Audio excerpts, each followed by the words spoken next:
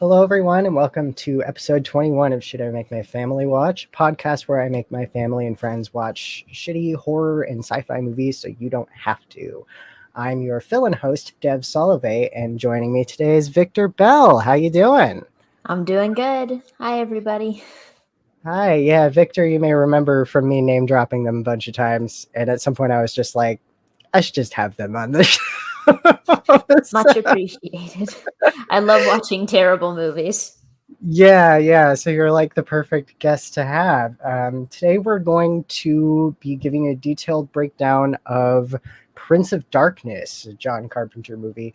We're going to summarize it as best we can, given the fact that there wasn't really any content in the movie, really. And then rate it on a scale of 1 to 5, 1 being only a little shitty, 5 being the worst piece of garbage you've ever seen in your life. So, I mean, I do keep forgetting to say this, but I honestly kind of feel like it goes without saying, spoiler warning, we are going to describe this movie in detail. So, Victor, tell me about your viewing experience for this film. So we watched it together, just over stream. I had to dig to find a copy of it to watch, and it was baffling just because nothing happens. Like, there's only 4 lines of dialogue in the first 30 minutes of the movie. It's insane. Yeah. Like, that was kind of the problem, is that and it kept cutting away right when things were about to get interesting. That was like the major problem with the film, is that it just cut back and forth between all these different characters and then nothing would happen because they wouldn't dwell on them long enough. Yeah.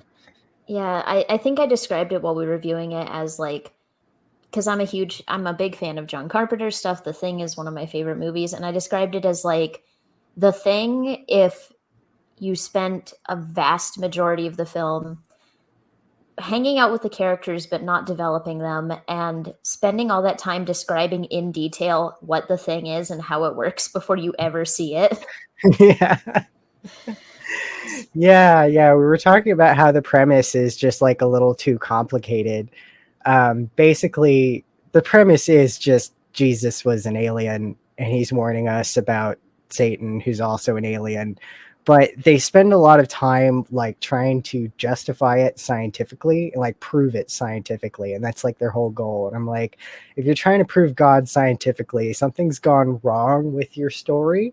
I think if you have to spend that much time trying to justify a story about Jesus being an alien, you're approaching it wrong, maybe. Yeah, at some point they're trying to say yeah, they needed physicists because it's a bunch of quantum physicists and a priest. They're yeah, we needed physicists to get to the right technological advancement to be able to describe what is going on, because it's Satan is a tube of goo, and Jesus was an alien, and there's a mirror universe, and scientists from 1999 are sending messages through dreams. It's insane how long they spend trying to justify the premise. Yeah, we should mention that this movie was released in 1987, and so their idea of futuristic technology that allows them to send psychic messages through dreams is that we would have that technology in 1999. Yeah, 1999, and it still looks like a CRT recording. Yeah. Boy, I'm sure glad they invented psychic messages in 1999. It's been really helpful to me in my life. It's a shame they started using it for advertising immediately. I can't stop dreaming about Colonel Sanders. Help. Well, for you, that makes sense. Yeah, unfortunately. I understand why the movie came out like this, because I looked at it and The Thing was kind of considered a flop, at least critically. It was made on a budget of $15 million and pulled in about $19 million. And this one was made on a budget of $3 million. So he had a shoestring compared to what he was working with before. and like a bunch of actors he had worked with before on like Big Trouble in Little China and stuff like that. But boy, howdy, does that lack of a budget show. Yeah, I really did feel like I was back in Video Violence 1, actually, not Video Violence 2, because at least Video Violence 2 is like funny occasionally. This was only funny at like, I think 2 or 3 very specific moments. Can we talk about that Alice Cooper jump scare? Yeah, Alice Cooper is in this. He does not get a single line of dialogue. He wrote a song for it that doesn't play over the credits. You can only hear it through a guy's headphones in the scene where Alice Cooper kills him with not a unicycle, but it looks like a unicycle. Yeah. Apparently that prop was actually one of his like stage show props, which is why they used it and let him do it. Right, yeah. I might as well tell all of my... I don't have that many fun stories about Alice Cooper, but for whatever reason, he's just like a fixture in Arizona, Tucson specifically. He loves this place. He's got a radio show on 96.1 KLPX. I think he used to be on Tuesdays, but I haven't listened to 96.1 in a long time. He used to be a restaurateur. He had a restaurant in Phoenix that I went to. We got this dish there that was like a brownie shaped like a baseball glove with like a scoop of vanilla ice cream in it. That was fun. Yeah, no, it was cool. They had like foot-long hot dogs and shit. It was fun, you know. It was right next to the baseball stadium up there. I think it was before Chase Stadium. They had a different one there, but anyway, it was a long time ago. But yeah, he's also, there's the fact that like I've mentioned my stepdad before, but he used to be a roadie for a lot of like big bands in the 80s and 90s. It started with Suicidal Tendencies, and then he worked for like a bunch of others. But one of the ones he worked for the longest was Alice Cooper. And so I've heard plenty of stories about touring for Alice Cooper, including one time when they had a live snake on stage around like Alice's neck. And it just took a fat shit on stage while he was performing. Reptiles just do that, man. Yeah, no, and like it smelled very bad because it was like a boa constrictor, and so that's got to be a huge shit. Yeah, it was really rancid, and it took like somebody had to dare somebody to go pick it up, but they had to clean it up, obviously.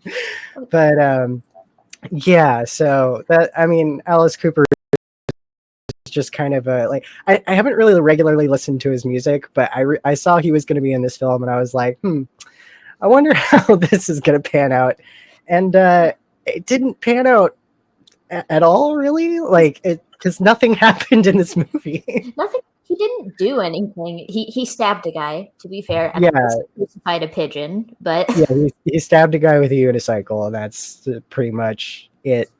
I think we agreed that I was going to take the front half, and you were going to take the back half, right? Yeah, I think so. All right, I did take notes, paper notes, in purple pen because I couldn't find my black one. But yeah, it was hard. It's always hard for me to remember what happens in these films, especially when nothing happens in these films. So it starts with like this Catholic priest dying, and he's holding on to like a little mini box shaped like a chest with a key inside. This is some kind of plot relevant, some kind of MacGuffin or something. Immediately we cut to what's his face, the pervert, Brian. Yeah. Okay. Yeah. Nicknames were a necessity here too for the first time we watched it, because like you tried like 5 different avenues of getting this film, and all of them just didn't work out for whatever reason, right? And then you had to find that one sketchy site that didn't have the captions. So yeah, I even like looked up the characters' names afterwards, and I still only remember like 2 or 3 of them. Yeah. There's so many characters. Yeah, it's like the first time we watched it, their nicknames got like burned into my head. So through my notes, I've just been using their names and their nicknames interchangeably. But Brian, also known as the pervert with the blonde mustache, he just kind of like walks out and looks at reality shifter girl, otherwise known as Catherine, while she's talking with somebody else, and then we cut again. Uh, there's like bugs are a motif. There's a couple of shots of that. We go to this and this is the first scene I remember clearly, is the college professor played by Victor Wong, who was in Big Trouble in Little China. And him, I remember his monologue because this was the first time when we were like trying to parse what anybody was saying. Because like the monologue that this guy gives, to be fair, with captions, it made a little more sense, Just a but little not, bit. yeah, not much. It was some sort of monologue about how reality isn't really reality. Yeah, like And reality breaks down at the subatomic level or something. yeah, exactly. So basically he's introducing quantum physics, and but like doing it in a sort of, it reminded me of Chris Nolan, and I don't know why. It just seems like it's something. It was the kind of dialogue that would exist in a Chris Nolan film. You know what I mean? Like it just had that flavor. Like, Yeah. yeah, I Like, don't know. I think this whole movie has like a little bit of Chris Nolan flavor, but none of the style. Yeah. Like I kept thinking that Chris Nolan could have pulled this off better. Yeah, so he gives this like, yeah, like you said, our logic collapses on the subatomic level into ghosts and shadows is the quote that I wrote down, because that in particular reminded me of like something Chris Nolan would write, you know. Um, but yeah, so then we cut again back to pervert trying to flirt with reality shifter, because she's talking with somebody about reality shifting. She's saying like, I'm trying to see a different reality, but it keeps not working. Like, I don't know, some weird bullshit she says about it. I I don't think understand anyone's monologues in this movie. no. I think the sort of consensus we had reached the first time we watched it is that it kind of felt like somebody had written a script in another language and then put it through a couple of different Google Translate filters until finally reaching English. Yeah, It was like incomprehensible. it's so weird. Yeah, it was bizarre. So she's talking about reality shifting, and then we cut to the priest again, then back to the lecture again. I, the film can't like decide what it wants to focus on because it's got so many characters that it wants to focus on and so many threads that it needs to line up.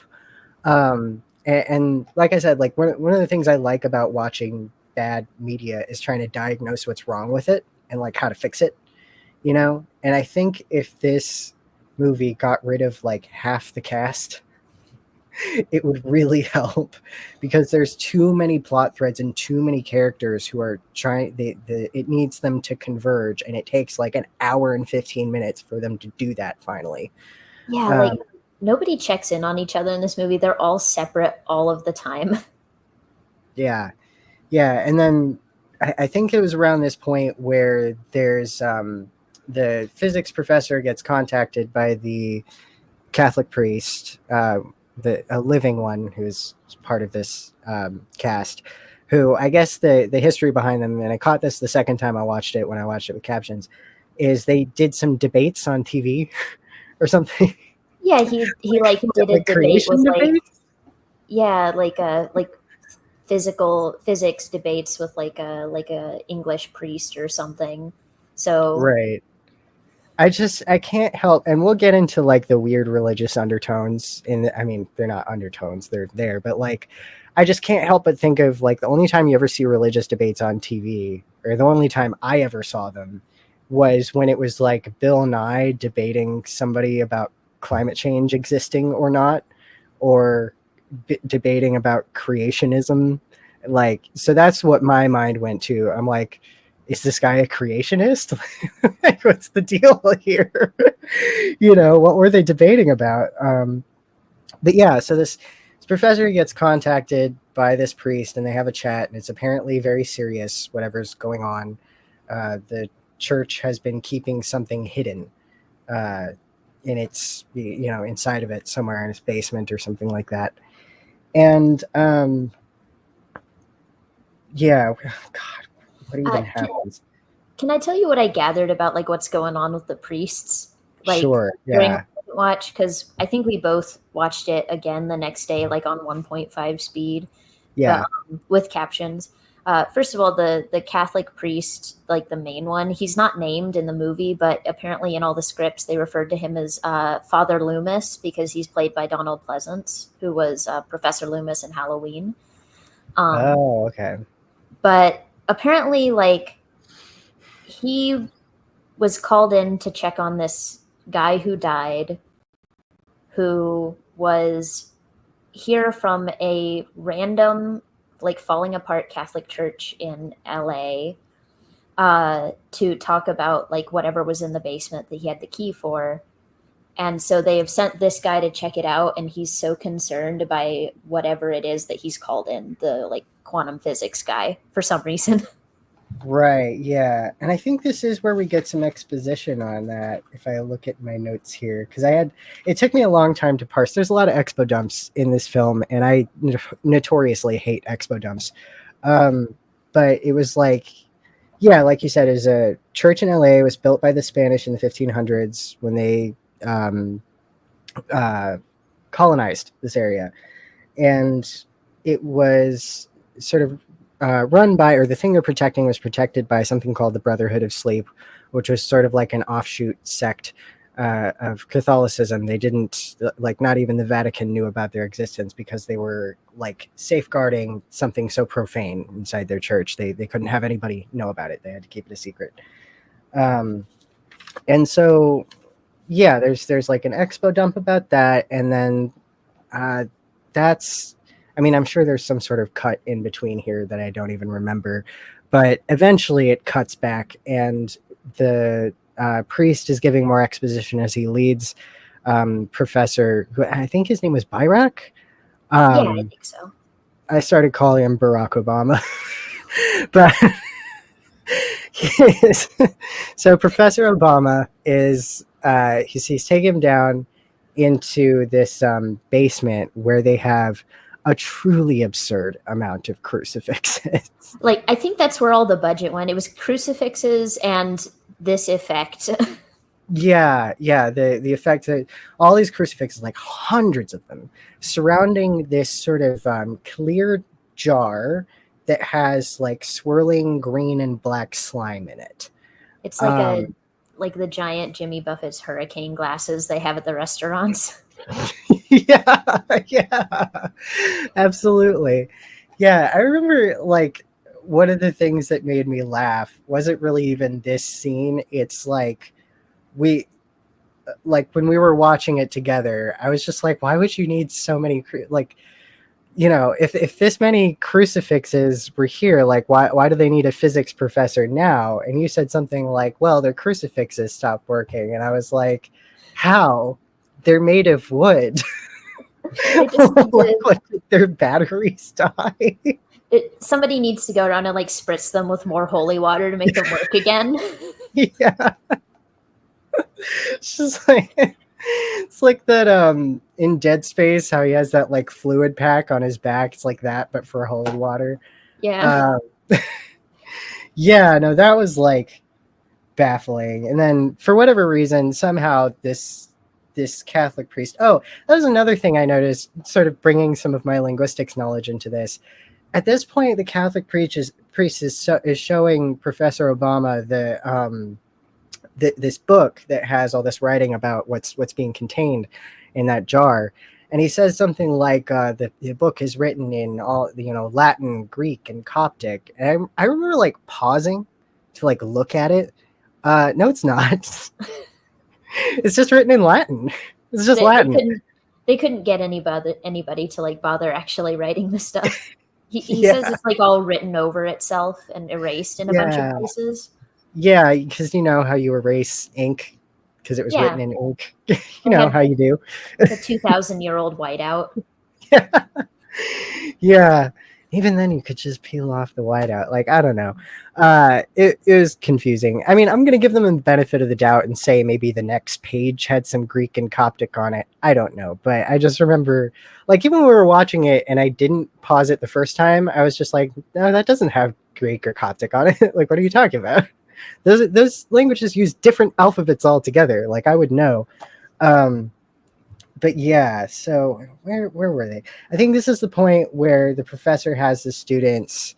He leaves up like a note on his door, and we're gonna get into how problematic this film is in just a second.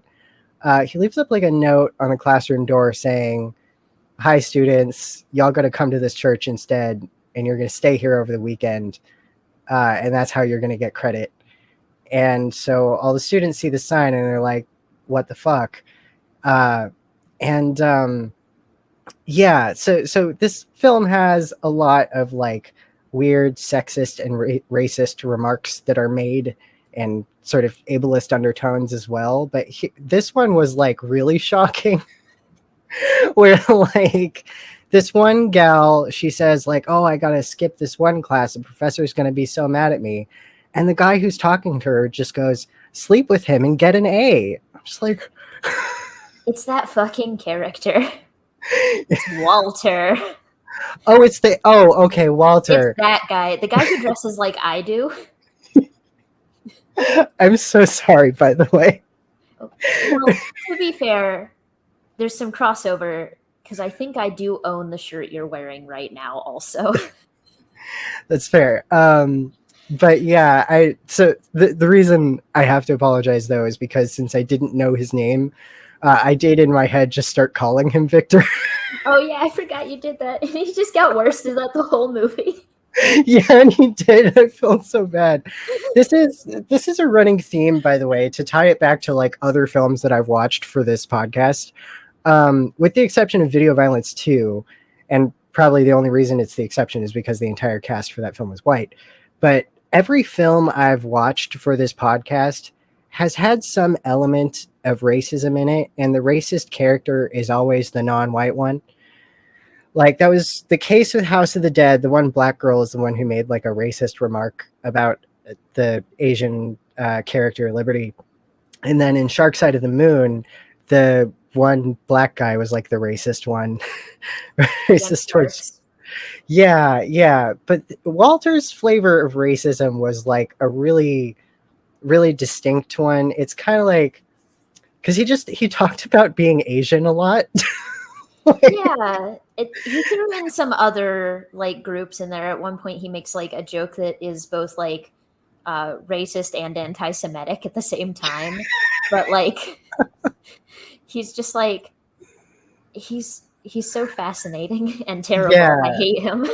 Yeah, I remember him saying one piece of dialogue where he was talking about two other characters who he said like they're probably banging right now or whatever, and then he says, "I hope they're out at a nice Chinese restaurant or something." I'm just like, oh, what the fuck? Yeah, I'm just like, what is he talking about?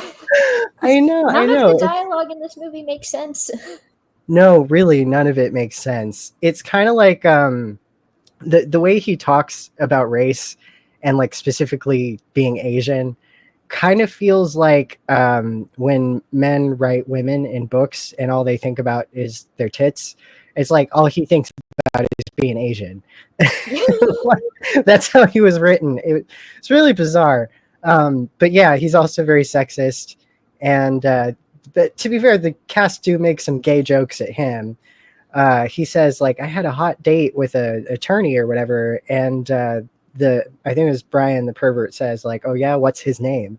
And he just goes like, "It isn't funny." Yeah. Right after we watched this movie for the first time, I was like looking through the Wikipedia article for more information, and there was like a little like critical reception section, and it just talked about one review about like a critic who said the movie was about like the AIDS crisis or whatever, and they specifically kept referencing that guy. They're like, they keep making gay jokes about him, so obviously it's a metaphor for being gay and how he survives the movie and stuff. And like, I just remember that one joke, and then there was another one that happened like early on in the movie that I didn't catch the first time, where he's like talking to the girl with the bruise or whatever, and he's like, oh, you're probably just anxious, and she says, you don't get bruises from being anxious, and he's like, oh, I had like breakouts all the time in like high school, and my doctor just said it was homosexual panic, and then they cut away from that. What? I Yeah. don't remember that. I was like, what? You ever gay panic so hard you get bruises? Yeah, I guess. You know how it does, how you Of do. course.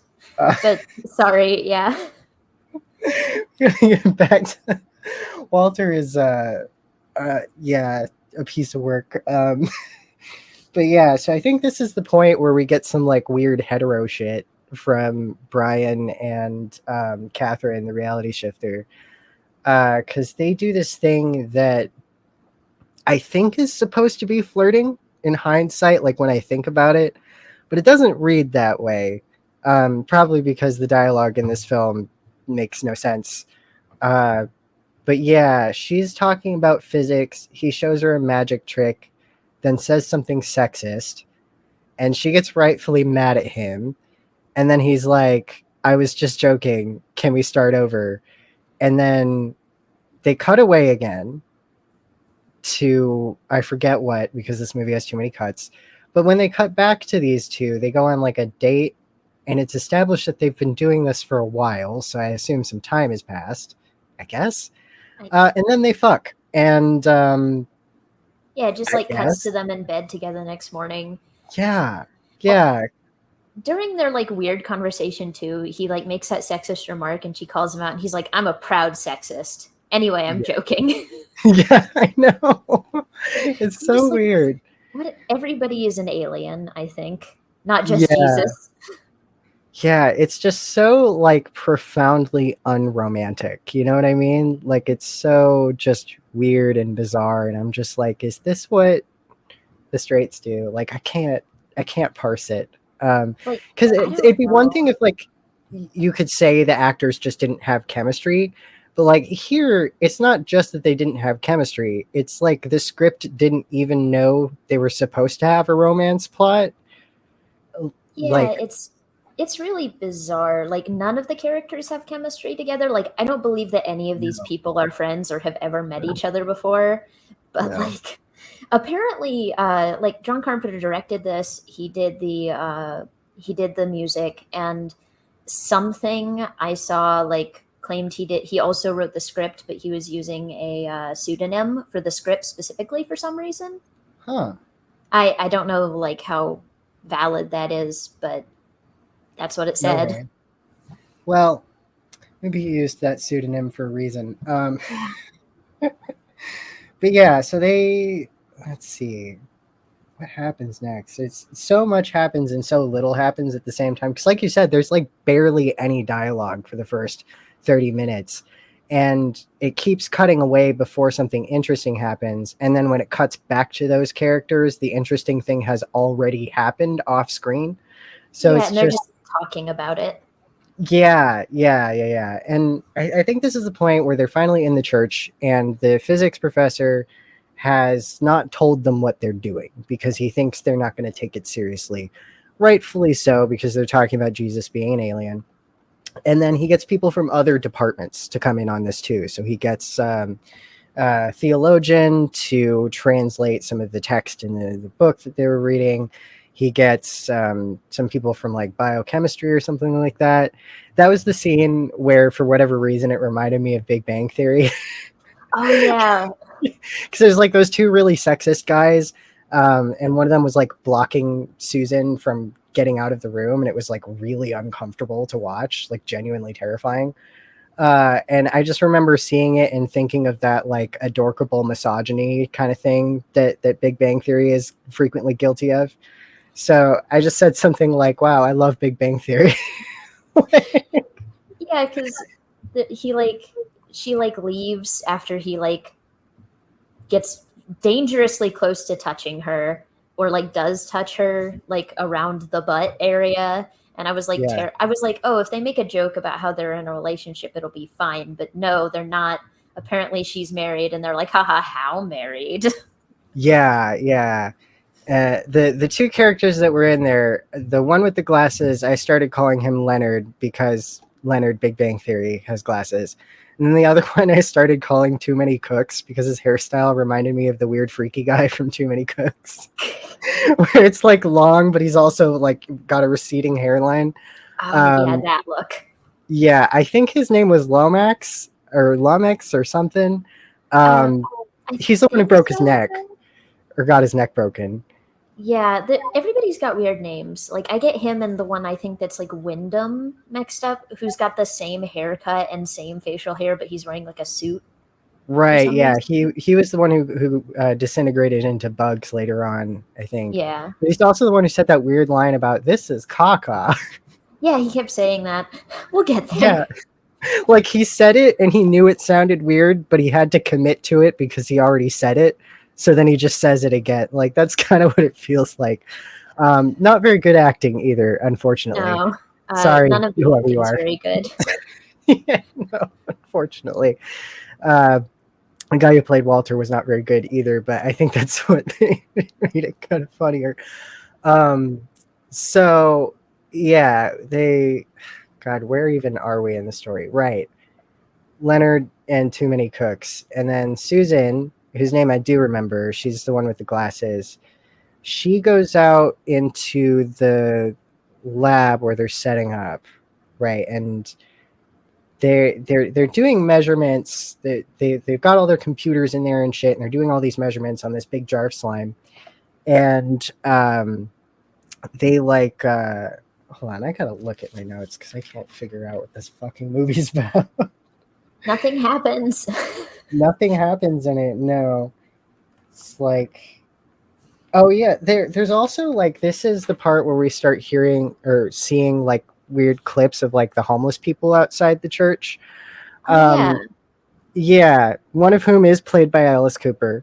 But this film has like this weird thing where it just thinks homeless people are like creatures who can sense like the satanic jar of slime and it's like calling to them or something. It's got this very contemptuous view of people who it names as schizophrenic, by the way. There's a conversation later where one of them says some batshit insane stuff about schizophrenic people that isn't true, but is supposed to explain why they're acting the way they are. I think like I think what it was, it's the same scene with the like gay panic comment. Yeah. Where this one girl, I don't even remember her name, the blonde one who's not Susan, is like looking out the window and they're all just like standing there staring and they've kind of been gathering around occasionally. Like one of them talks to the priest earlier and he sees she's got like a cup full of maggots or something. Oh yeah, But, like, yeah. she's just standing there like staring at them because there's this alley that is apparently the only way out of the building other than like, you know, the back lot that is full of bugs and the front doors that later get blocked off. But like there's this alley that they're just kind of standing in the whole time. And she says something about like schizophrenic people like repeat the same pattern of behavior every 20 minutes or so, but these people are just standing there staring, so she doesn't know what's wrong with them. Yeah. First of all, no, they don't. Weird. Yeah. I was just like, that doesn't sound right. No, yeah, like that's what she's describing would be like some kind of particular flavor of OCD, not schizophrenia. Also, like, how does she know they're schizophrenic? Like, they might not be, you know? She just assumes all homeless people are schizophrenic, I guess, and then she starts complaining about a bruise on her arm. Yeah, also spontaneously formed. I'm pretty sure that one who comes up to the Catholic priest and says like thank you and she's got like a cup full of maggots, I'm pretty sure she's a transgender person too and she's portrayed that way on purpose. That's kind of what it read like to me. I just kind of took her as like the bag lady kind of thing where she's all covered in coats. Yeah, but she had this like it seemed like a purposefully very deep voice that she was using. It just felt weird. I mean, I could be wrong. But that's just kind of what I saw because this movie was already full of some pretty problematic content. Maybe I just assumed, or maybe that's really what it was. Who's to say? Yeah, I get you. But Yeah. So, yeah, she says some really untrue shit about people with schizophrenia. Like, I do need to talk about this a little bit because this is something I care about. Just as somebody who I've mentioned working in behavioral health and how much like mental health and treating people with mental health issues with compassion is so important to me. Like, I mean this when I say it. Schizophrenic people really are just normal people. Like once you give them the medication they need to get those like really terrifying symptoms away, terrifying for them. Like it's Mhm. not fun to live in the brain that they live in. You know, it's a really terrifying world to have to live in where you can't trust your own eyes, your own ears. Um, See, they really are normal. Like, you know, it's just once you get them the treatment they need, they're just like everybody else. And schizophrenia is also like highly dependent on the individual, what kind of symptoms they're going to show, whether or not it's hallucinations or delusions, some combination of both. I had one person who I worked with who it was just entirely delusions. It wasn't as much hallucination. Um, so yeah, but like repeating the same patterns over and over again, that's something else. That's like OCD or some kind of anxious behavior. Schizophrenia is a thought disorder, so it's going to be very different in the way it presents from person to person. So not only is that just inaccurate, but the way she talks about it is like with genuine terror in her voice. Yeah, it's really awful. Yeah, I yeah. I don't feel bad for what happens to her later. Yeah, me neither. Yeah, she talks about them like they're creatures, like in a Yeah, cage to be examined. It's really gross. it's Really very wigged me out. unpleasant. Yeah, and not even not even like factually accurate at all. It's just some asinine bullshit. But Yeah. yeah, that's me getting on my soapbox a little bit. But yeah, so I think this might be where they start getting into actually explaining like what the premise of this movie is, like 45 minutes in. Yeah. um, they start figuring out that like they do measurements on this jar or whatever. Weird shit starts happening. Susan gets possessed by it because the slime like comes out of the jar and then drips up onto the ceiling, and then it like spits in her mouth. It like yeah, it like super soaker sprays into her open mouth because she opens her mouth when it does it. Yeah, And she's just standing there like choking on Nickelodeon slime. yeah. And then yeah, so after that, it like possesses her the way it's sort of possessed the homeless folks outside. One of whom is we've mentioned Alice Cooper, but I think it's when Leonard Big Bang Theory leaves. He's the one who gets killed with the bicycle, or with the unicycle. Alice Cooper just kind of like corners him, and all the other homeless people kind of corner him, and then stab him with the unicycle, and which was very funny, honestly. There's just It's like this really cartoon spray of blood, and he gets like lured down into the alley because he sees like a pigeon that has been like crucified. oh yeah, And this is where the Alice. It's just they're just having arts and crafts time, I guess, out there. I forgot about the crucified pigeon. And the like he's listening to music, and that's the Alice Cooper song that was written for this movie. That's the Oh only point at all that you hear it. yeah. I will say, like, as weird as it is to kill someone with a unicycle, I do like the fact that it like propped him up at the end, like while he was impaled. Oh Like, yeah, like on the tire. yeah, that is something that I could see happening at an Alice Cooper show. Yeah, there's Um, like the cartoon blood spray out the back too. yeah. If there's one thing Ellis does know how to do is make it look like you're killing somebody, because he kills himself on stage at every concert, you know, in some new way for every tour. Yeah, But I mean that one was one of his own props, according to what I read. yeah, So yeah, that's fair. I do want to tell this story to listeners because I told it to you. This one makes me sad. I mean it's funny, but it also like I kind of wish I could have seen it. So my stepdad, having formerly worked for Alice Cooper, they were there was one kind of off season point where they were figuring out a new way to like kill him on stage, and the thing that they came up with was two big pistons that were going to crush him. Um, and they spent all this time building this prop, and put a lot of effort into it because it's very difficult to get that kind of technical thing to work and still keep Alice safe, right? So they finally finish it. They get it to working like really, really well.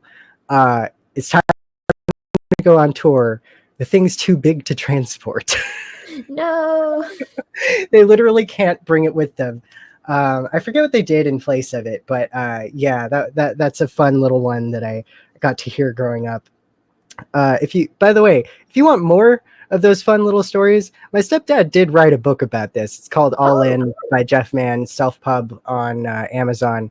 He writes the way he talks, which is just a lot of self-aggrandizing humor and dad jokes, and it's kind of great. that sounds Um, perfect. but yeah, no, it's just a lot of roadieing stories and stuff like that. He used to roadie for Kiss too, which is apparently quite dangerous. Uh, Oh, yeah, they pay really well though, for good reason. Kiss is, I mean, they're not joking when they say it's the hottest show on earth. I've been to one of their shows before they stopped touring, and yeah, lots of pyrotechnics. oh dang.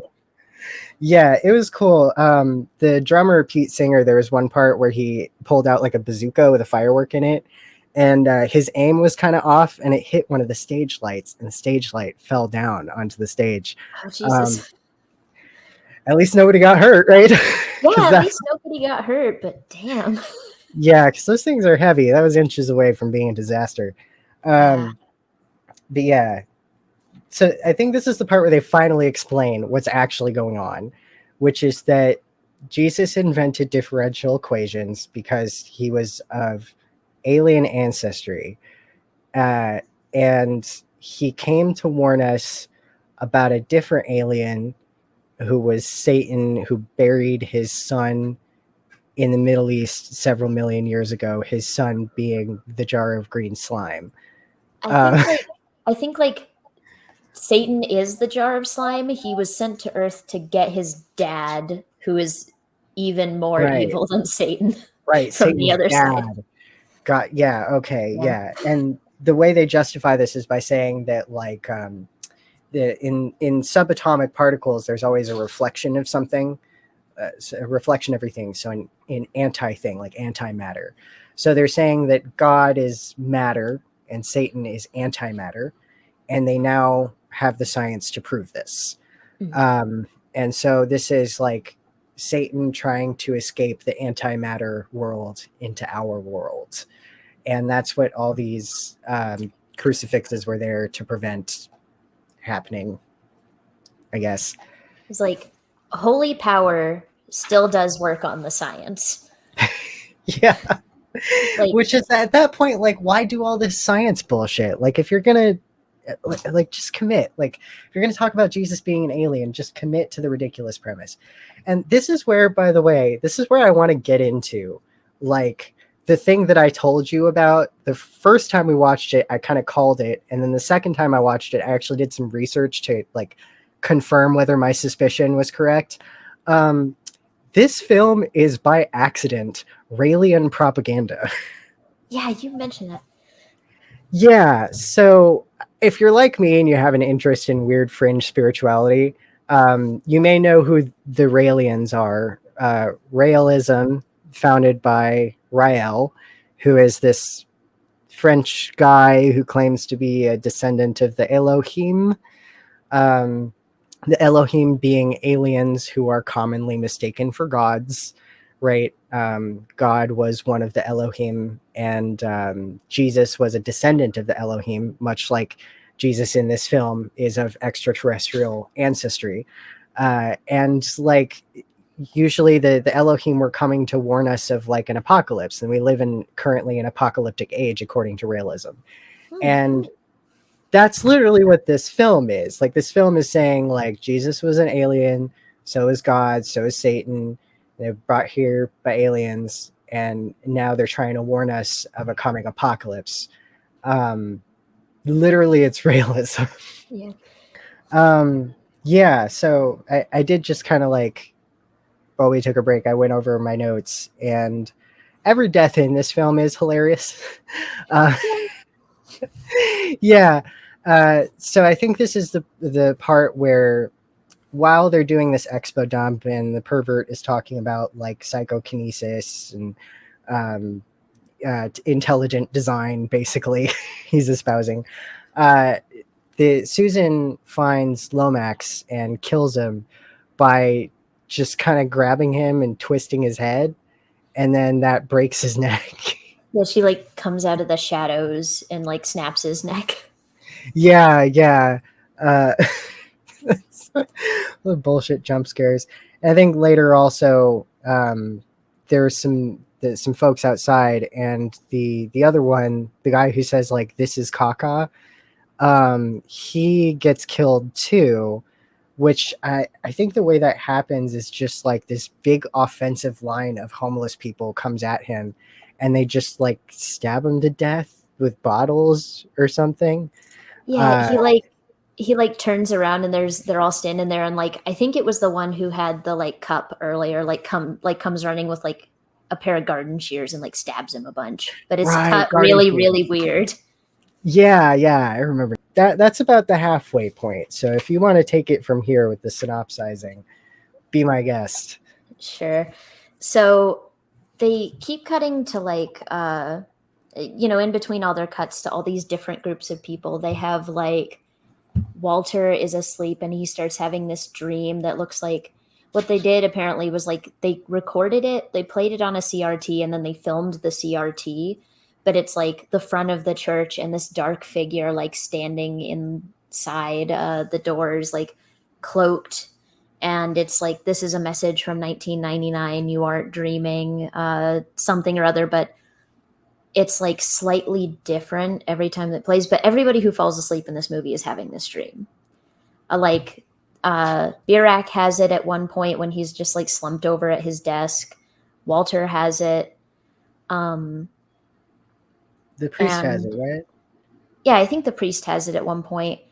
But and they talk about it like they were called like the Brotherhood of Sleep because they were all having this dream and nobody understood what it meant. But apparently it is scientist. The way they explain it is like scientists from 1999 are experiencing the apocalypse because of the Satan jar and are like sending this message backwards, and it's been going backwards for like thousands of years. And they explain this with if something's going faster than the speed of light, it looks like it's going backwards or something like that. Right, yeah, Just tachyon particles. yeah, they like info dump about that. And it's supposed Oh to be wait, like, is this where they bring up remote viewing? I think so. Yeah, I didn't catch this, but you did, so feel free to Yeah, because explain. I love weird shit. Okay, so remote viewing, for anybody who doesn't know what this was a phenomenon around the 70s of like basically another word for being psychic. What it meant is that you could view and possibly influence things that you could otherwise not see. So like stuff in the distant past, stuff in the distant future. You could travel back to past lives. You could see what somebody was doing on the other side of the planet. You could see what somebody was thinking. It's basically just bullshit. But it came to be called remote viewing because of the culture surrounding it at the time, and the fact that like also the military tried to adopt it, and they had like their own psychic unit. If you want a really fascinating nonfiction book that will make you furious at the US government, read The Men Who Stare at Goats. It's a fantastic book. Ooh. It will horrify you, though, just heads up. But it's about pseudoscience being proliferated in the US government. And one of those things that got proliferated and the CIA tried to adopt is remote viewing. Basically, they wanted to be able to kill people with their minds. After Vietnam happened, and they realized that like the people they were recruiting, for the most part, didn't want to be there and didn't want to do all this killing. And once they got out of the war, they were looking for any way to like not have to do that. And so then in comes a bunch of pseudoscience bullshit about psychics, and this is concurrent with a lot of like cult movements at the time, the 60s and 70s. And so yeah, no, Uri Geller, if you've ever heard of Uri Geller, is a strong proponent of remote viewing. He's a hack, basically. He's a phony hack who would bend spoons or whatever. But yeah, so when he brings up remote, he says it like remote camera view or something like that.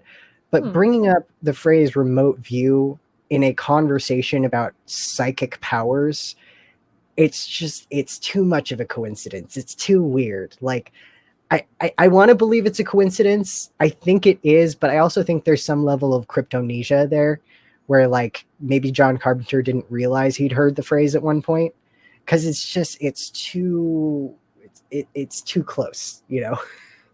I mean, like that and stumbling into the Raelian stuff, it's very like interesting because I mean, this is coming from the guy who made like They Live. So Yeah. it could be purposeful, but it could not. And it's very hard to tell. Yeah. So it makes it really weird. Yeah. No, I just it fascinates me that it's accidental propaganda, because usually cult propaganda is on purpose. It's just stuff that happens. It's like I guess if you try to like come up with a really out there idea, you'll stumble into a cult thing probably. Yeah, some Like fringe stuff. yeah, because I know like John Carpenter's like what he said about making the movie was apparently that he was like learning a bunch of quantum physics stuff, or he was learning about it, and he Um, thought it would be kind of interesting to apply that to a religious perspective. yeah, Like, so that is something that is a huge component of a lot of fringe movements, is quantum physics, mhm. because it's so different from regular physics. A lot of people can kind of ascribe whatever ideas they want to it. It doesn't help that they discovered what they called the God particle. That allowed these kind of fringe spiritual types to attach their belief systems to it and to speak about quantum physics or quantum anything as if it proves the existence of their beliefs. Mhm. So John Carpenter basically, again, just had cryptomnesia of kind of the same idea that every cult leader has had since quantum physics was invented. Yeah, it's just like, oops. And Oops, I did a realism. oops. And I think that's so funny because like they keep having this like getting back to the plot summary, they keep having this conversation between Byrak and Father Loomis, where Loomis is like angry at like discovering all this. He's like, why or he's like, why weren't we told about this? Oh, we were like, you know, clearly our theology is like living in darkness or whatever. And then Byrak is like, well, I mean, your stuff could still be true. You just need physics to describe it accurately. And he's like, oh, okay. Like he does not have he has a crisis of faith that lasts like 2 or 3 minutes where he's like, oh, everything's a lie. Oh wait, maybe it isn't. Maybe both things are true. um Yeah. and there's that one line where Byrek's like, oh yeah, they were just, they didn't tell anybody this because they were waiting on someone who could like describe it. And he gets really mad. Father Loomis does. He says like, yeah, but Satan is our prisoner. Why aren't we the ones who get to figure it out? Why does it have to be you guys? But then they move on because they don't Yeah. dedicate any time to character stuff in this movie.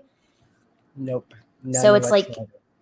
describing things on the physics side, the priest acting cryptic, and then like this is a surprisingly very bloodless film, like just some weird stuff happening occasionally.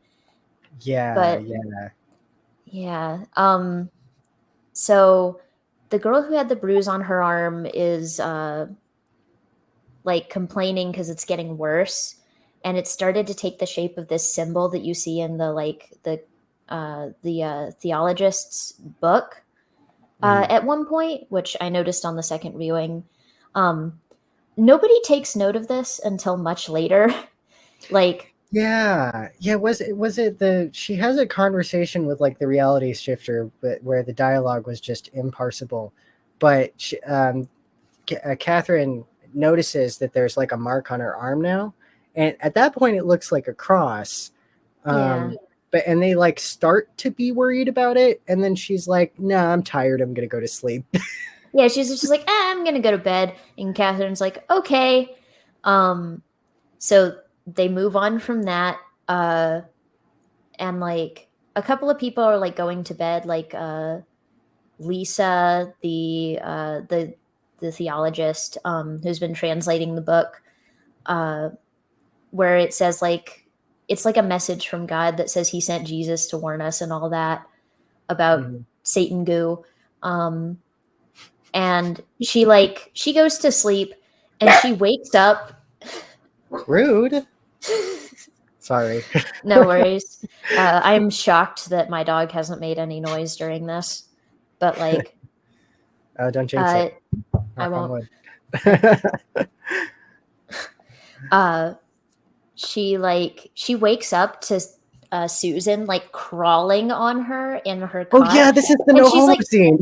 Yeah, she's like, she doesn't freak out or anything. She's like, oh, hey, what are you? And then Susan super soaker sprays goo into her mouth, out of her mouth, like a long distance French kiss. And then they cut away from that. I know.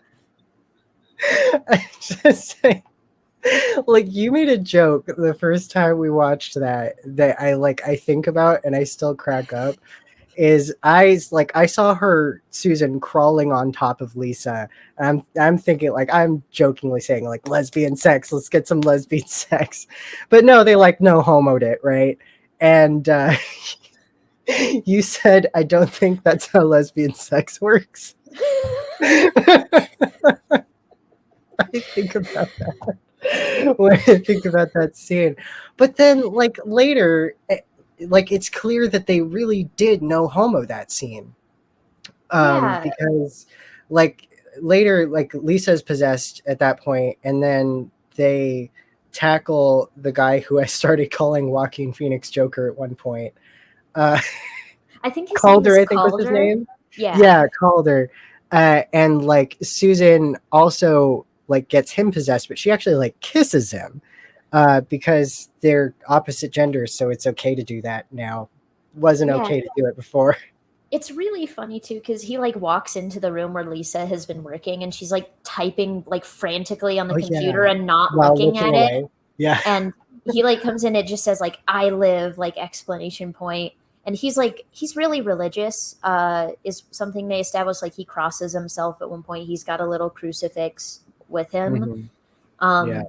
And I saw an interpretation like that said like, oh, the reason he's like really acting really weird later when he becomes Joaquin Phoenix's Joker is that he's like trying to fight it because he's religious or whatever. But he's just really weird. But he like comes up and like looks at the screen, and she's typing away, and it says like, you know, the Christian God won't save you. The God plutonium won't save you. I guess you can't kill Satan with a nuclear bomb. In fact, nothing will save you, or something. And then they tackle him and they like make out with him. Yeah, the God plutonium, because at this point the Soviet Union hadn't collapsed yet. So 1987. Yeah, 1987. What was it? Yeah, the reason I started calling him Joaquin Phoenix Joker is because he started like I think it was after this where he like grabbed a chair and he was like banging it against the stairway railing as he was climbing the stairs. Yeah, and singing Amazing Grace. Yeah, and then like slits his own neck with one of the chair pegs. He just pulls out. I don't know how he accomplished that. Must have been very strong. But he starts just like randomly laughing and crying a lot, and that's what I mean. That's Joaquin Phoenix Joker disease right there. Yeah. They make out with him, and then the next time I think in between this is the bugs scene where like they all because they're having a meeting or something that Lisa or somebody missed, and that's why she got caught alone. But she's like, they hear somebody calling out the window, and it's the Wyndham guy, the guy who got stabbed after saying caca several times. And he's got the most standard like weird underwater sounding voice changer on. But they all like gather at the window to look at him, and he's just standing in the parking lot, way down there, and he says like, I've got a message for you and you're not gonna like it. Pray for death. And then like he falls apart, like the bugs were holding him together, and he just falls into pieces. And that's like the best scare in the movie. It's that was cool. A really good practical effect. I really enjoyed it that they found a way to make it look like he's just crumbling, just falling apart, and all these bugs like flying out of him. It's Yeah, it was like it's that scene was wasted on this film, I think, because it's the one thing I think is really cool. yeah, and it was very John Carpenter. Yeah. Yeah, no, it was good. I am sad that it had to exist in this movie. Yeah. We needed more of that. Yeah, But instead we get Calder climbing the stairs, singing Amazing Grace, and then like stabbing his own throat with like a part of a chair that he ripped off. And then they just cut to him like already dead. They like wrap up his throat and they're just like, oh, okay, he's dead anyway. yeah, What's but then he going comes on? back. Yeah, like He comes, everybody who died comes back. yeah, he comes back and he starts like staring at a mirror. And this is like relevant to the whole matter antimatter mirror world thing. Um, Yeah. yeah, I mean, you're synopsizing. You probably know what happens better at this part than I do. So like all this is going on, and like the various dead people come back. Like Calder stands up and is wandering around, and they don't have to make the gore effect, so they can just put a piece of gauze on his throat the whole time. The guy who got his neck broken, Lomax or whatever it was, Too many cooks. too many cooks, like comes wandering up, but to illustrate that his neck is broken, he's just kind of holding his head to the side and like punching his shoulders. Like the girls like spray this guy that we haven't even mentioned because he does not matter, who's just making a bunch of trumpet noises earlier in the movie. Oh yeah, trumpet guy. They like spray him in the mouth, and he's possessed now. He just falls over. Which leads to the funniest moment later where like somebody's running down the hall and his corpse is just laying there and he just pops up like a jump scare at a haunted house. Yeah. And doesn't do anything. But they're all getting chased around, sort of. It's not fast. Nothing interesting is happening, but shit's hitting the fan, I guess. And the preacher ends up locked in a room with Joaquin Phoenix's Joker, who is not pursuing him in any way. The guy is standing behind a boiler, not hidden, reading his Bible aloud while Joker looks in a giant mirror that is in the room for some reason and giggles and cries for presumably like 24 hours. Yeah. Yeah, because multiple days pass during this film. Yeah. Like Walter walks into the room where, because they've been like pushing around the big like tube of Satan goo. Now I don't know how they got it up the stairs, but Susan and Lisa got it up the stairs and pushed it into the room where the girl with the bruise was asleep. Right. And he walks in and he like sees the goo on the ceiling and sees it like, this one is also a pretty good effect, like pouring in through her mouth and eyes from the ceiling. Oh yeah. Yeah, for the 80s, that was a pretty good effect. Yeah. And like then he gets jump scared by Susan and Lisa in the darkness and he like goes and hides in a closet. Oh boy.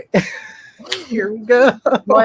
And he's standing there in the closet, like locked in the closet. The other people are locked into one room where they've barricaded it and it's on like the other side of the wall from where he's locked up. The priest is in that one room. And this is the best line in the movie.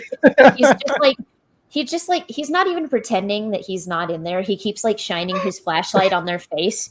And he goes like, normally I love being dominated by women. And then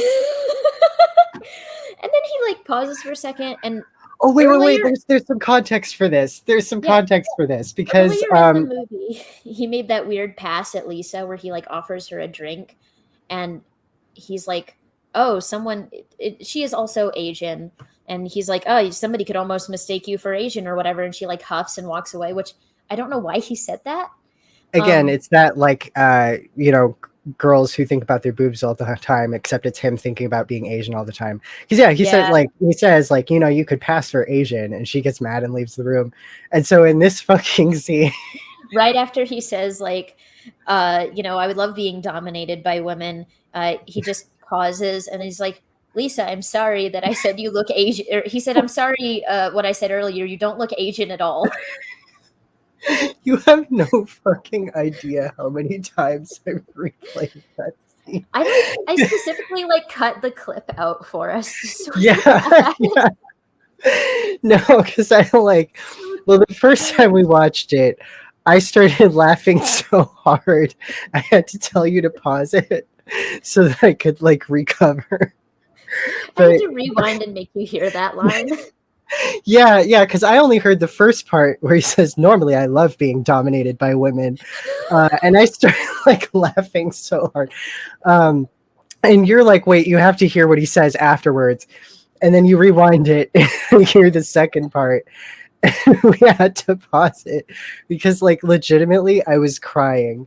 There's tears in my eyes right now, but I can't I can't stop thinking about that clip. And It's like every time insane. normally I love being dominated by women. More to the gay subtext, I guess, on this guy that there is apparently. Yeah. Lisa, I'm sorry for what I said earlier. You don't look Asian at all, really. To this girl who, by the way, the actress is Chinese. So like Yeah, what are you even saying? I don't know because she never responds to that earlier. She No. just walks away. I'm just like, what were they thinking? Was he like ad-libbing all of his lines and really weird? I don't know. Yeah, God, it was so bizarre. It was But I so think that's they break through the wall though, right?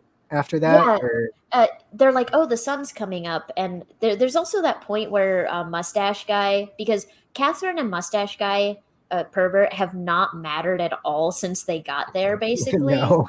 they were like, he like he's like, oh, drop me down in this alley that we can access because through like the room we're in.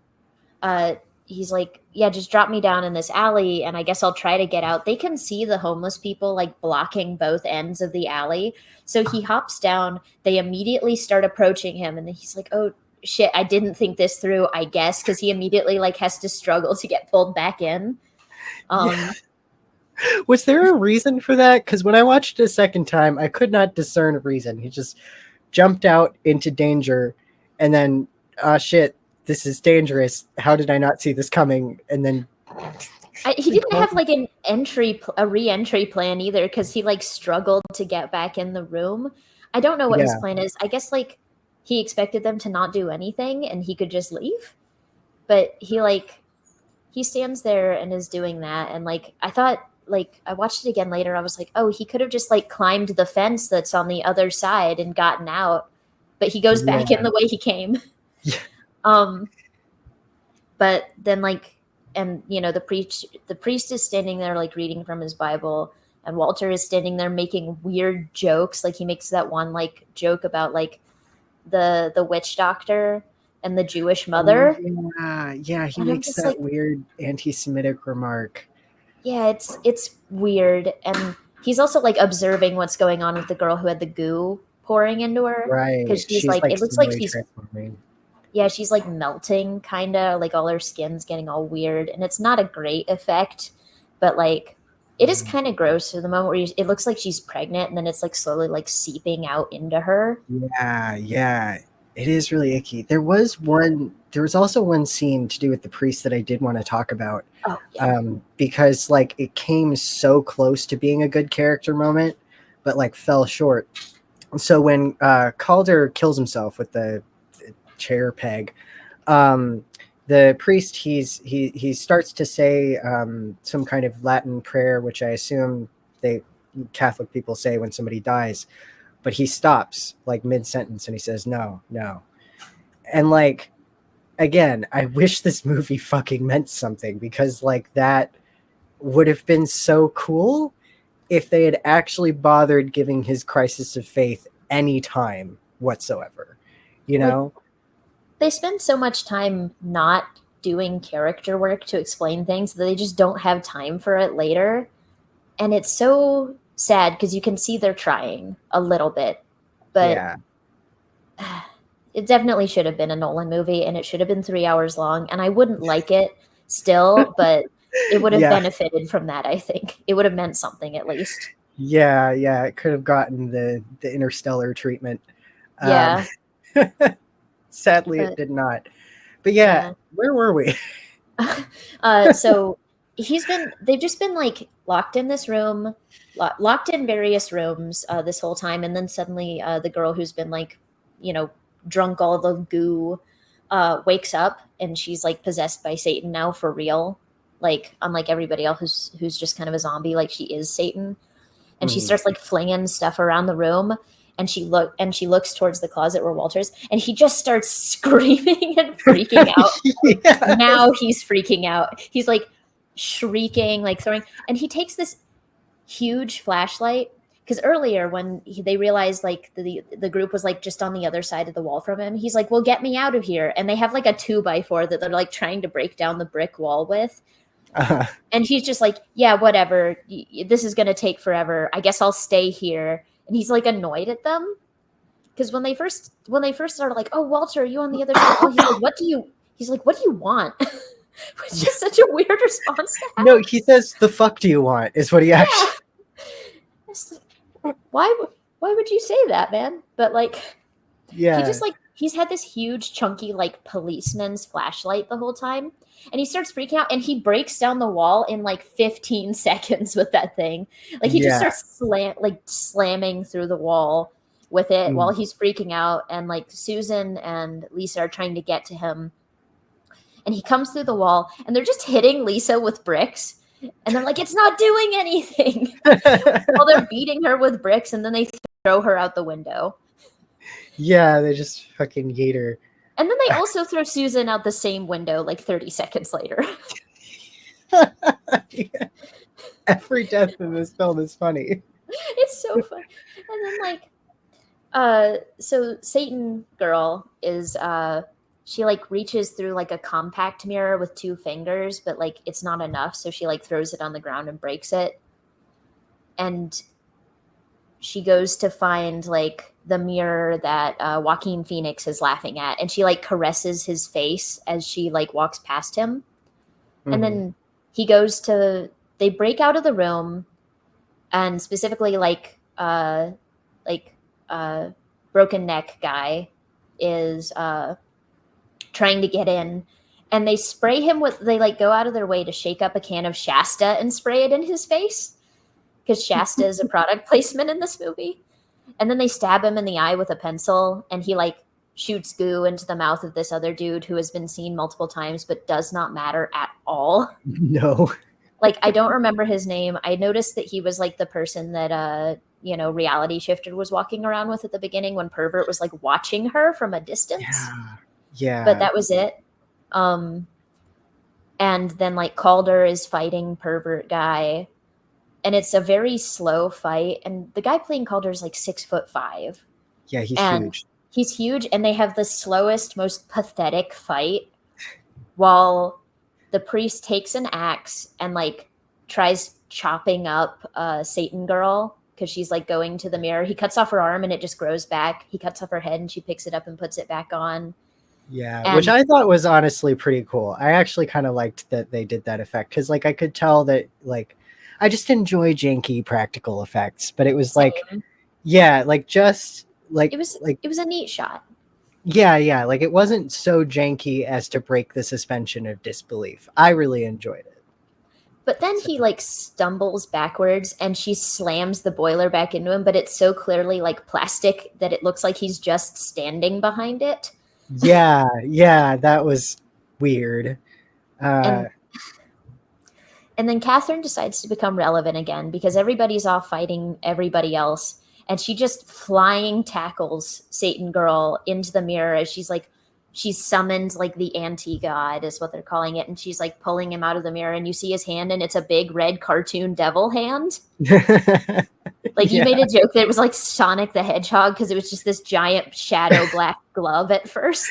yeah, it just looks like a big glove. It's like I always knew the devil is Sonic. It's like Illbleed. But she like flying tackles her into it, and it's like it's a neat effect because it's just like underwater void on the other side of the mirror.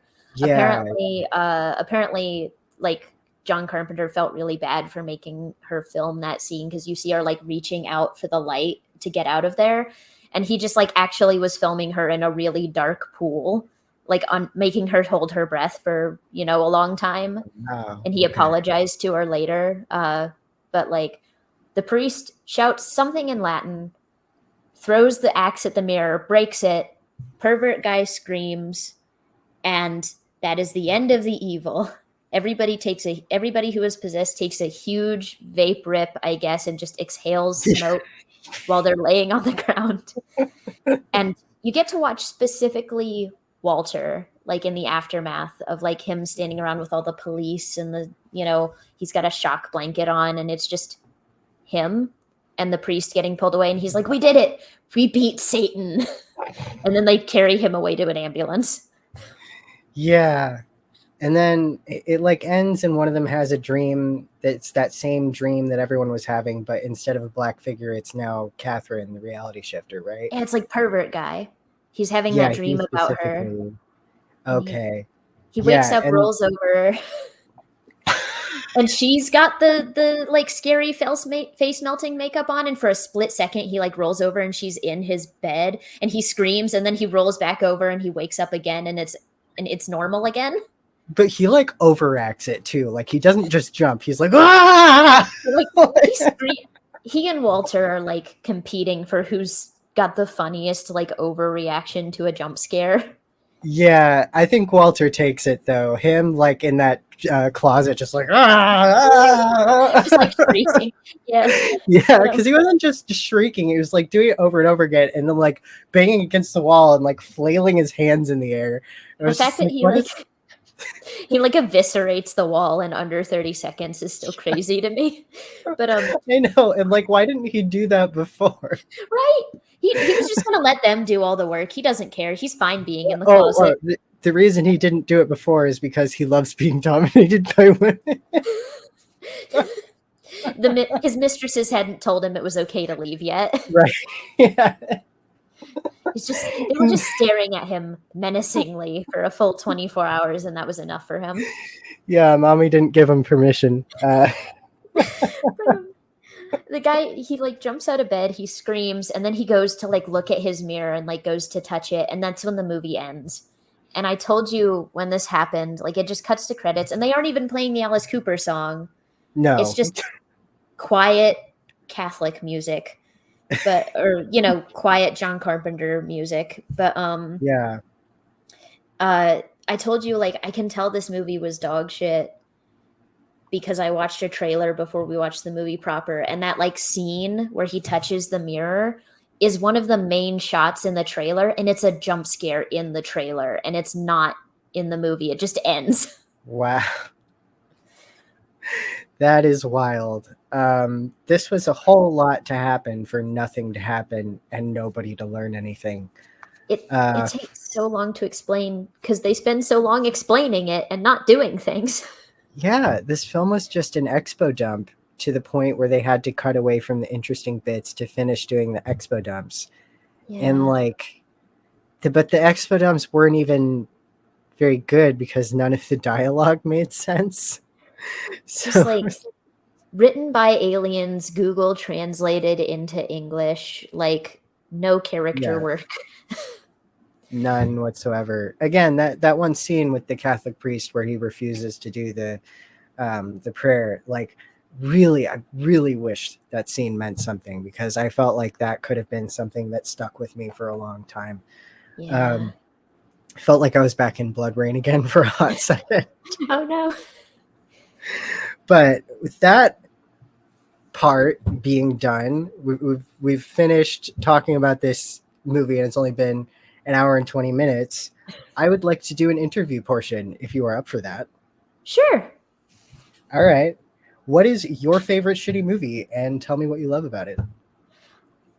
I love Rock and Roll. It's not like a horror movie or anything, but I've seen it like 9 times, and I have never seen it sober because the animation is ass to look at. Like some of the character designs in this movie, like the 2 main characters are rotoscoped with cartoon goofy animal features drawn on them. Incredible. But like it's like a bad, like it's a bad rock and roll musical, a post-apocalyptic furry movie from the late 80s. I think it's the late 80s. It's somewhere. No, an And apocalyptic late 80s movie. Common theme here.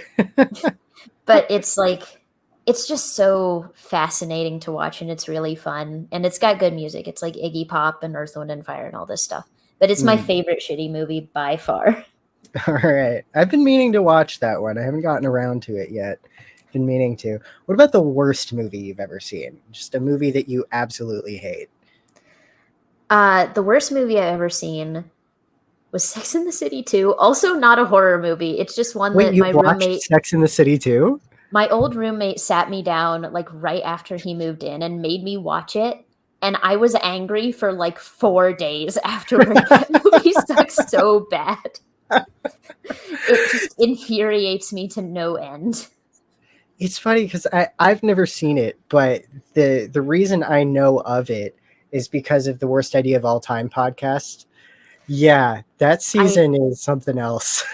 I listened to that season after I'd seen the movie because I've never seen any other Sex in the City material. Just I've not seen the first movie. I've not seen the show.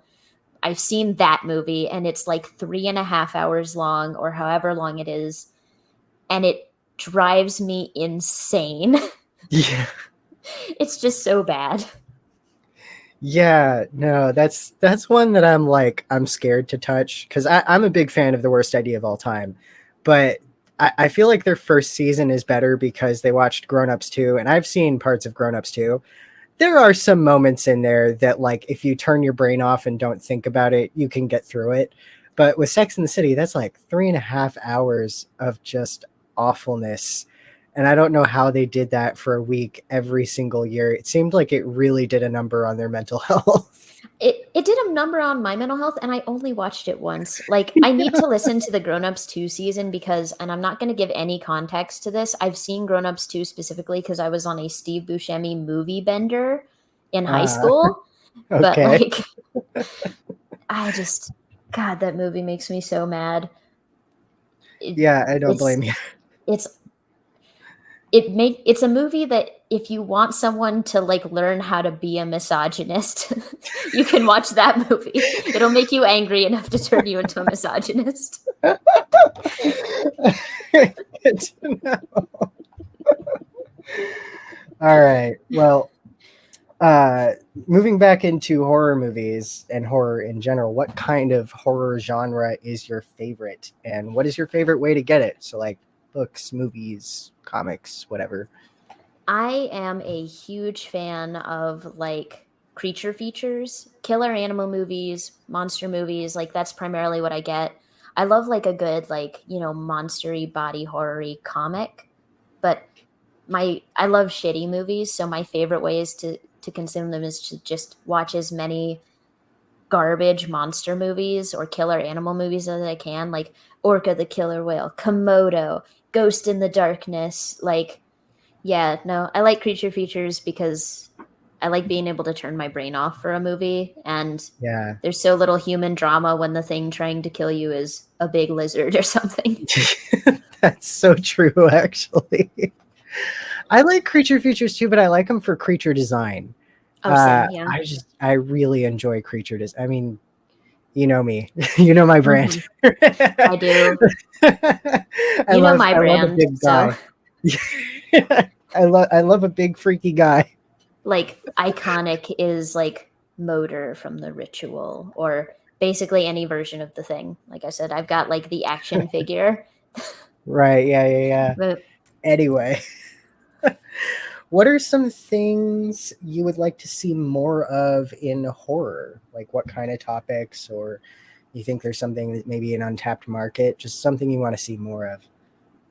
I definitely want to see more like creative practical effects. I feel like that's kind of a lost art these days, especially in like bigger things. Although I see it coming back.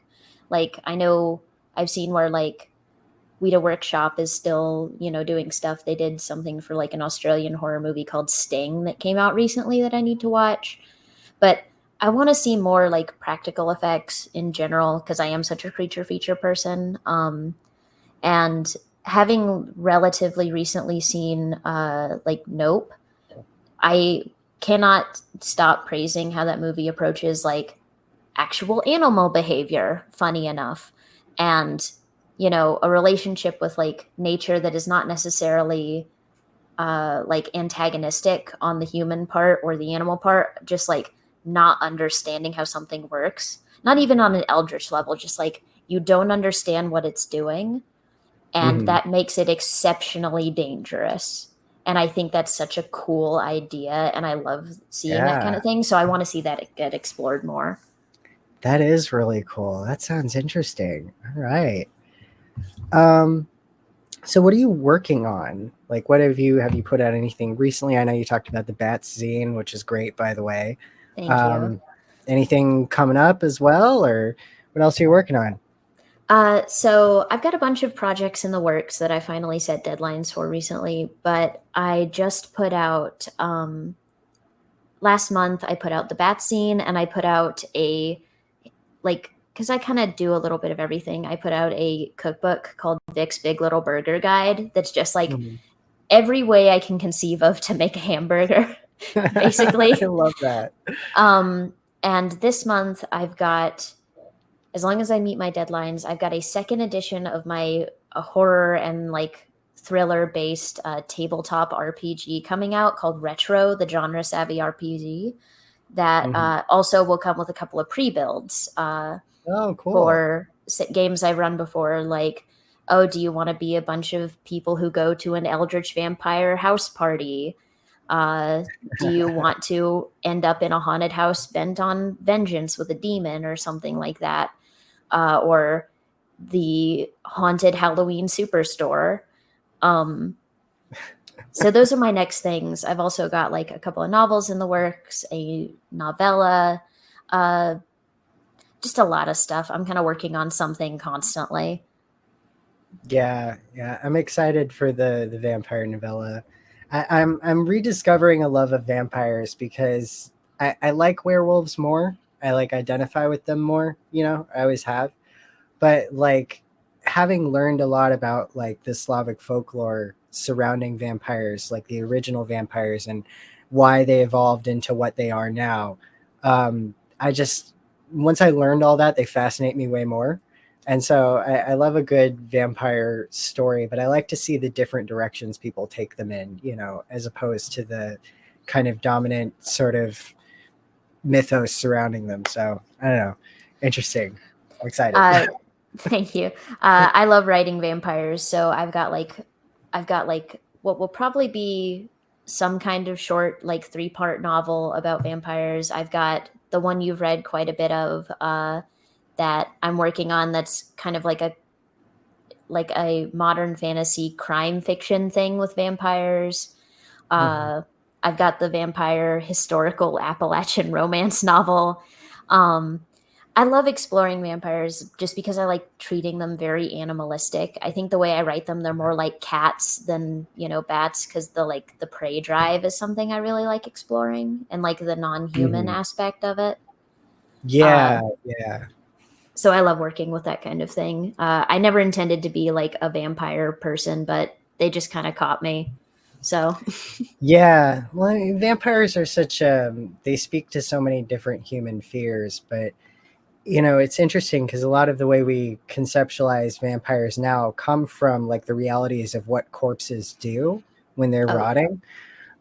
That includes, by the way, the association between vampires and promiscuity, because it was originally thought that vampires were just reanimated corpses, and corpses bloat, and when male corpses bloat, Oh yeah. yeah, so it was thought that like vampires were fucking around at night, pretty much. Like if you were living in an ancient Slavic village and like your husband went away for war for 2 years and came back and you were pregnant, you could just say it was the vampire and like you were good, it was fine. Uh, yeah, but they usually blamed the vampires for like disease or things like that, and garlic became a part of it. I forget how exactly, but it has something to do with like the smell of death, and it's fascinating how like we went from like bloated corpses who carry buckets of blood that they drain from people into like Edward Cullen, and like Yeah. that. like just human things fascinate me. Like human evolution of concepts really fascinates me. But it's truly human nature to take a really gross, scary concept and figure out how you can make it sexy. yeah. But like I I love exploring the like animal instinct thing of it. Like what if one day you woke up and like how there's like cuteness, aggression and stuff. Like what if someday you woke up and you couldn't enjoy the things you used to enjoy, and now everything around you makes you want to jump on it, and you are perfectly capable of destroying whatever you get a hold of. Like Yeah. I That's a uh really good horror concept. I saw like an artist that I'm like kind of friends with once describe vampires as like they look really pathetic, but they could peel you like a banana the way a chimpanzee could. That's a good one, actually. I think about that a lot. It's true. It's true. Um, yeah, by the way, link in the description to, your various projects, socials, whatever you have going on. Send me whatever links you want me to put down there, and I will, including the Bats scene, 'cause some of the art in that book is fantastic. Thank you. Yeah, it's like Yeah, a 40-page zine inspired by like 90s, 2000s, 2010s, like punk and like scene culture and art and all that stuff. And it's about a pair of like anthropomorphic bat siblings in this like crumbling tower city. yeah.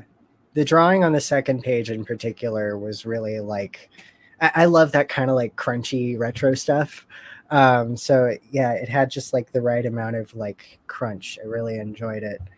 Most of Um, it was like ballpoint pens. So I know, but I love ballpoint pen art is the thing, and I draw like when I draw, I usually draw with pens. I mean, lately I've been using pencils more often, but it's like, especially when I was in high school, I would just draw with like Pilot pens. It's a lot of fun for me. So, yeah, links and doobly doo. And lastly, what have you read or watched over the last week that is not shitty? Something that's good. the last week, I haven't unfortunately not been able to read as much as I'd like to recently, just because I usually do audiobooks and we're not allowed to Audiobooks is listen. reading. It's the same Oh thing. yeah, we're not allowed to listen to like headphones at work anymore, so I haven't Oh, been had time to read anything. But I did in the last week for the first time watch. I actually watched Child's Play for the first time, like which okay. is insane to me. But for something that's like got kind of fun effects and is really 80s and cheesy, like I eat that stuff up. So I Yeah. guess that's the only thing in the past week. Is that the one with Chucky in it? Yeah, it's Chucky. Yeah. It's Okay. the first one. Um, Gotcha. Okay. and like I'm trying to remember anything else I've watched recently. I feel like Chucky walked so that Jigsaw could run. You know what I mean? Kinda, yeah. I do think it's I really say this funny. having never seen Child's Play.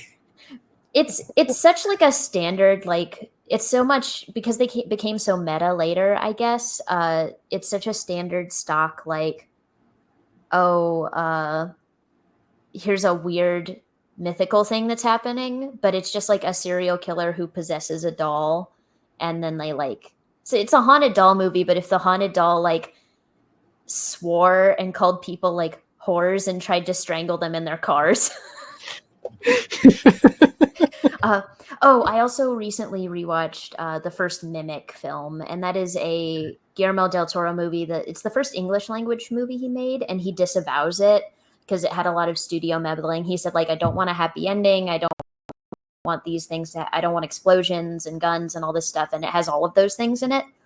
But it's Mhm. about giant bugs that are in like the New York subway system that have evolved to mimic a person just enough to get within like murder range. And Oh, it's interesting. really cool, like conceptually, because it's a big creature feature, and I love that Yeah, kind of stuff. we love a creature. We Um, do. yeah, well, I think that's about all. So I'd like to thank Unveiling Nightmares for hosting this show on their YouTube channel. Please remember to like and subscribe. Um, it is kind of hard to be watching all these movies. I'm not gonna lie. So, if you have any comments, any thoughts you want to add, any recommendations you want to put in the comments, put that too. Any and all thoughts. I'm a rambler, so I don't mind if you ramble at me. I don't mind if the comment is like 3 paragraphs.